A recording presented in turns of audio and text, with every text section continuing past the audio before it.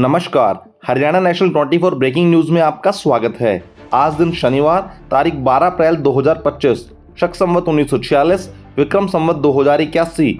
आज चैत्र माह के शुक्ल पक्ष की पूर्णिमा तिथि है। इस दिन हस्त नक्षत्र और व्याघात योग का संयोग रहेगा। दिन के शुभ मुहूर्त की बात करें तो शनिवार को अभिजीत मुहूर्त सुबह 11:58 से दोपहर 12:46 तक रहेगा। चंद्रमा कन्या राशि में संचार करेंगे। हरियाणा के बीजेपी विधायक ने मंत्री आरती राव को चौंकाया। बोले, डीसी रेट की नौकरियों में कोई पारदर्शिता नहीं। भरी मीटिंग में बोले, एसडीओ ने पूरे परिवार को नौकरी पर रखा। बता दें कि हरियाणा के होडल से बीजेपी विधायक हरेंद्र सिंह रामरतन अपनी ही सरकार में डीसी रेट पर नौकरियों के सिस्टम से खुश नहीं हैं। ग्रीवेंस कमेटी की बैठक में उन्होंने स्वास्थ्य मंत्री आरती राव के सामने ही व्यवस्था की पोल खोल दी। यह देखकर सब हैरान रह गए। विधायक ने कहा कि डीसी रेट की नौकरियों में कोई पारदर्शिता नहीं है और इसका बंटवारा चहेतों के बीच किया जा रहा है। इस दौरान उन्होंने हेल्थ डिपार्टमेंट के एक एसडीओ का जिक्र भी किया, जिसने अपनी पत्नी सहित पूरे परिवार को कॉन्ट्रैक्ट में नौकरी पर रखा हुआ है। दरअसल पलवल में हुई ग्रीवेंस कमेटी की इस बैठक में स्वास्थ्य मंत्री आरती राव लोगों की समस्याएं सुनने पहुंची थी। बीजेपी विधायक हरेंद्र सिंह भी उनके साथ मंच साझा कर रहे थे।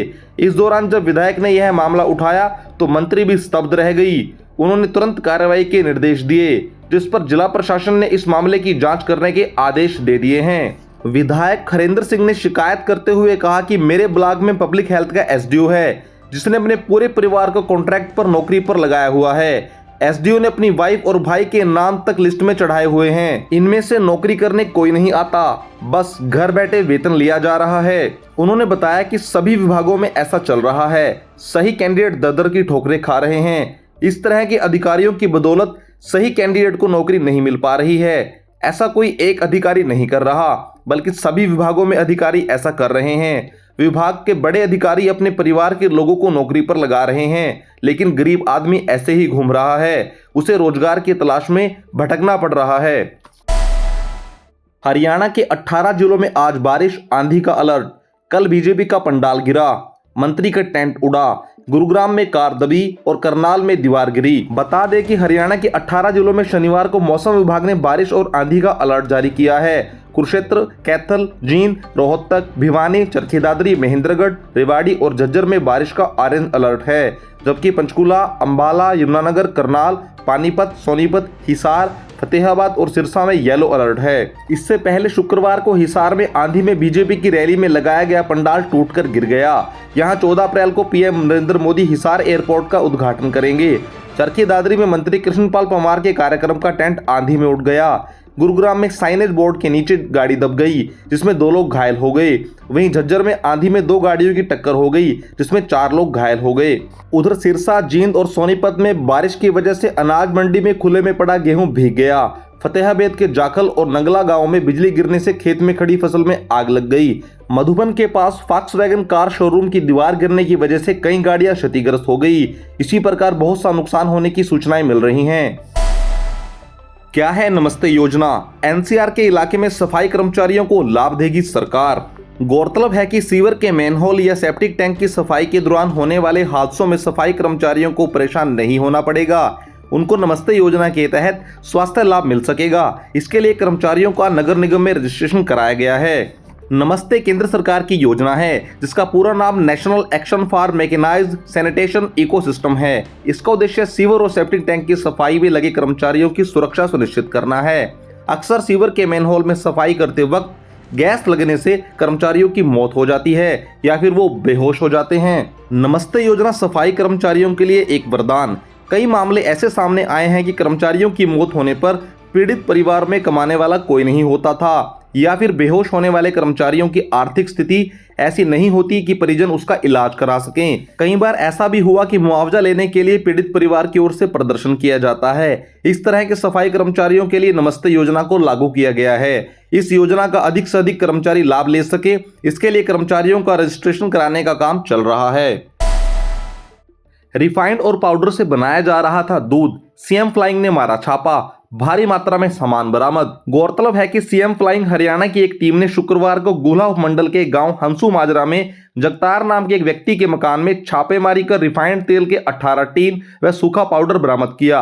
सीएम फ्लाइंग को सूचना मिली थी कि यहां नकली दूध तैयार किया जाता है। इस संबंध में जानकारी देते हुए सीएम फ्लाइंग के इंस्पेक्टर विजेंद्र ने बताया कि उन्हें सूचना मिली थी कि गांव हंसू माजरा में एक व्यक्ति नकली दूध बनाकर बाजार में बेच रहा है, जिस पर उन्होंने एक टीम गठित की। टीम में किसी स्थानीय डॉक्टर को लेने की अपेक्षा हिसार से खाद्य निरीक्षक डॉक्टर पवन चहल को शामिल किया गया और इस मकान में छापा मारा गया। घर का मालिक जगतार सीएम फ्लाइंग टीम को कोई संतोषजनक उत्तर नहीं दे पाया और टीम को मौके से बड़े स्तर पर रिफाइंड तेल, पाउडर व तैयार किया 5 लीटर दूध भी बरामद हुआ।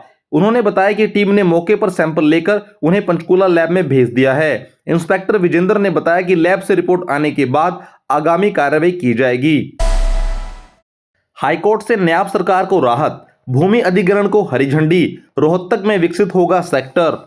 गौरतलब है कि पंजाब एंड हरियाणा हाईकोर्ट ने हरियाणा सरकार द्वारा राष्ट्रीय राजधानी क्षेत्र में किए गए भूमि अधिग्रहण को वैध करार देते हुए इसके खिलाफ याचिका खारिज कर दी है। यह मामला रोहतक जिले के गांव पारा में भूमि अधिग्रहण से जुड़ा था, जहां हरियाणा शहरी विकास प्राधिकरण द्वारा सेक्टर 6 विकसित किया जाना प्रस्तावित है। जस्टिस सुरेश्वर ठाकुर और जस्टिस विकास सूरी की खंडपीठ ने कहा कि भूमि अधिग्रहण अधिनियम 1894 और राष्ट्रीय राजधानी क्षेत्र योजना बोर्ड अधिनियम 1985 दोनों का उद्देश्य अलग अलग है और ये दोनों एक दूसरे को निष्प्रभावी नहीं करते।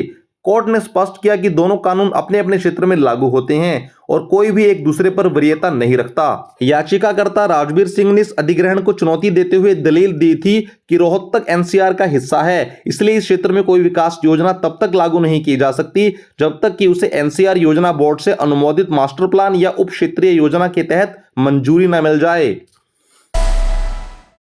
हरियाणा में पहली क्लास में एडमिशन के लिए कम से कम 6 साल की उम्र हो, हाईकोर्ट ने सरकार को दिए निर्देश। पंजाब और हरियाणा हाईकोर्ट ने हरियाणा में कक्षा 1 में प्रवेश के लिए न्यूनतम आयु 6 वर्ष तय कर दी है।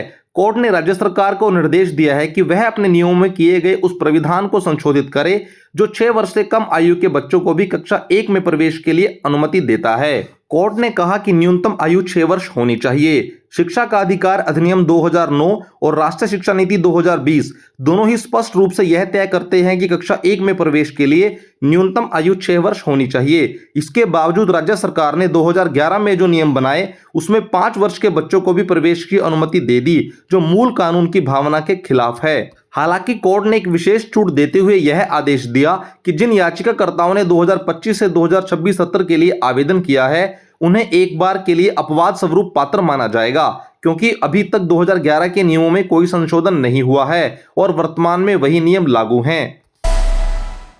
सोना और चांदी, सोने ने एक बार फिर नया रिकॉर्ड बना दिया। दाम 3,192 रुपए बढ़े।